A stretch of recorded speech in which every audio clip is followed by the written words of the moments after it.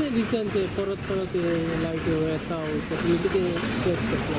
आतां इन्फ्रास्ट्रक्चर हो very bad आसा लायटीचो हे सगळे गोंयभर खबर हांवें सांगपाची गरज ना. आतां इम्प्रुवायज जावपाक जाय. ते हांवें 8 दीस जाले हांव स्टडी करता आनी कशें करपाचें पळयता.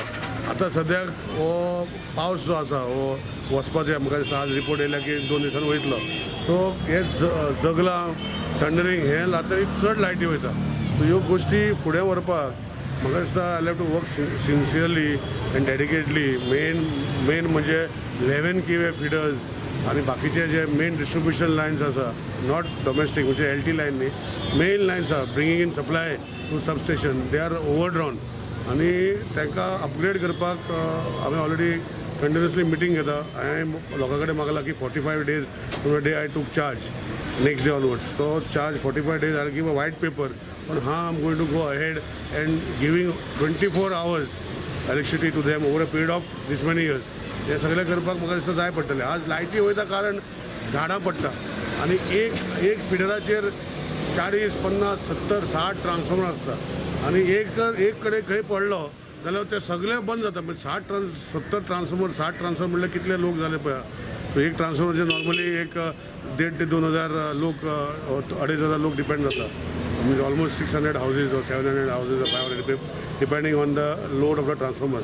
But if you go to see is one feeder line if we snap so many transformers not having line means लोकांक खुबशे एरियांनी लायट आसना. सो म्हाका दिसता 11 KV अंडरग्राउंड करपाचो मुद्दो आसतलो.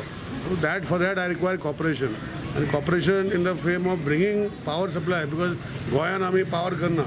So we are going to bring more power from outside state to give and create an excess power supply state so that people don't face problems.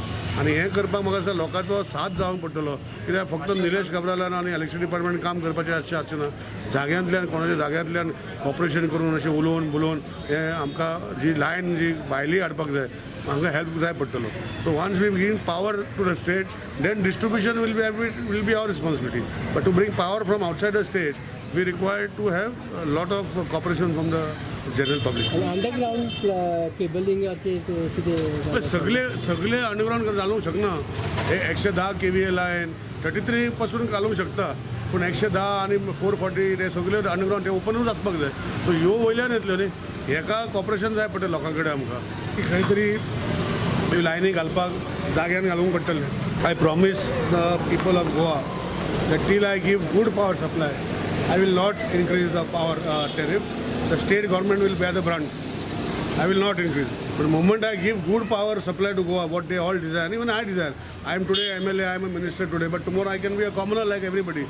So I will also seek power which will give 24 hours power. And I don't feel Goan people after giving such power will mind a small increase in rate. But I assure the people, the domestic people especially, the consumers who are our like us, not industrialists, not hotel industry, they will be not charged extra tariff till I make this to make 24 hours electricity. एक 11 KV feeder and 33 KV करू शकता आणि domestic लायनी करू शकता. म्हजो focus हा power supply गोंयान येवपाक जाय. तो आमी कांय तयार करना. तो इन्फ्रास्ट्रक्चर पयलो वाडोवन तो गोंयान पावर हाडपाचो हे विशयाचेर म्हाका दिसता हांव फोकस करतलो. आनी 11 KV फिडर कितें एक फिडराचे 40-50 ट्रान्सफॉर्मर आसा ते सगळे हांव करून घेतलो.